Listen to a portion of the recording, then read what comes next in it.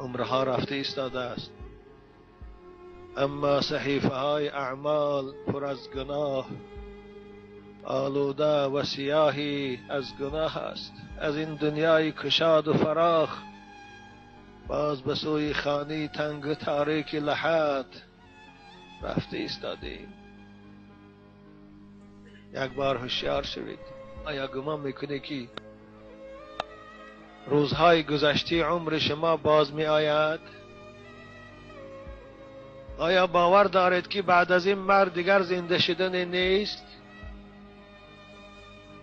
آیا یقین دارید که این حیات همیشگی است و شما رفتن ندارید؟ نه. قسم به خدا که روز مرگ شما را از اینجا میبرد. قسم به خدا که روز مرگ شما را از همسرای زیباتان جدا میکند، از فرزندای خوشرو دل رباتان جدا می سازد. اصل بخشی بگوین فرزندان دل بندد، بگردن کودکانت در بدر امروز یا فردا. 3 روز از پای در پای جنازه جوانهای 30 ساله و 35 ساله میخوانم که طفلکای 5 ساله و 6 ساله بالای تابوت اشک میریزند. این از حال دنیا.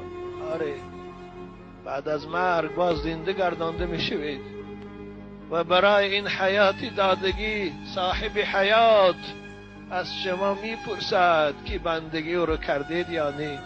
هر قدمی که در این روی زمین میزنید و هر منزلی که حاضر میشوید، اونها روز قیامت بالای شما شاهده میتیند. همون خدایی که من تو رو زبان داد و گویا کرد، همون خدا فردا پاها من زبان میتید.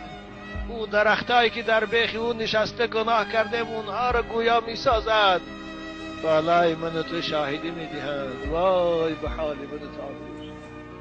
هیهات.